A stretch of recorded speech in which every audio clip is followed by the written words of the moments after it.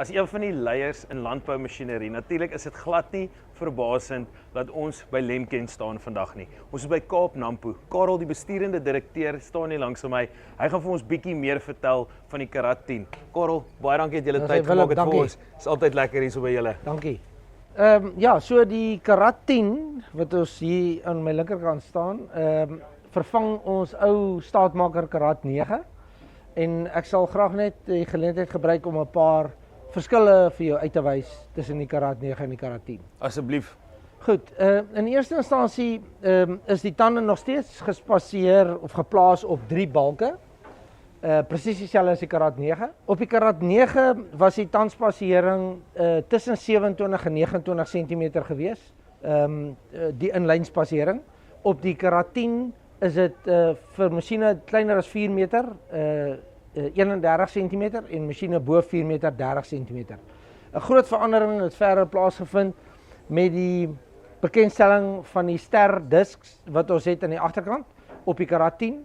Op die Karat 9 het ons 'n konkawe disk gehad, wat dan net vir die gelykmaak van die grond bedoel is, voordat dit die roller tref. Op die roller is daar geen verandering nie, dis presies dieselfde.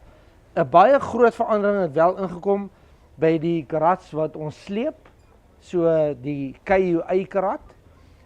Daai karat het dan ook nou die opsie waar jy 'n disk, een ry stel skorrels aan die voorkant, snyskorrels het. Ja. Wat ons dan in Engels noem 'n disk element. Disk element, ja. Wat dan 'n opsie is. Okay. Die Karat kom nou nie standaard. Die Karat 10 kom nie standaard met daai ry skorrels aan die voorkant nie, dis 'n opsie. En dan natuurlik, jy het nogal uitgewys die verskillende aanpasbaarheid afhangende van jou grond en jou diepte. Gesels bietjie met ons daaroor, oor wat is julle verskillende opsies daarso. Ja, ek dink die aanpasbaarheid van die Karat by verskillende grondtoestande maak hom so versatile implement. So as jy diep wil werk, kan jy byvoorbeeld K6 skare opsit wat 'n 6 cm breë skare is. Daar het jy maksimum diepte kan kry met jou bewerking. Dan het jy 'n K8 skaar wat bietjie vlakker werk. Ja. Dan het jy jou K12 skaar wat dan 'n 12 cm breë skaar is wat hierdie masjien mee toegerus is op hierdie stadium. Wat jy maksimum diep kan werk omtrent 30 cm agter die roller gemeet. Dan kan jy nog vlerkskare kry wat jy aan die skoene hier aan die skoene kan vasbou. Wat jy dan so tussen tot en met 15 na 18 cm diep kan werk.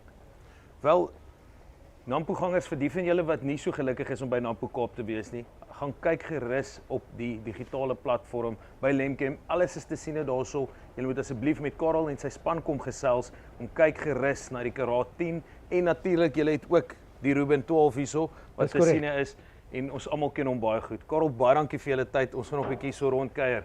Dis hy. Dankie Willem.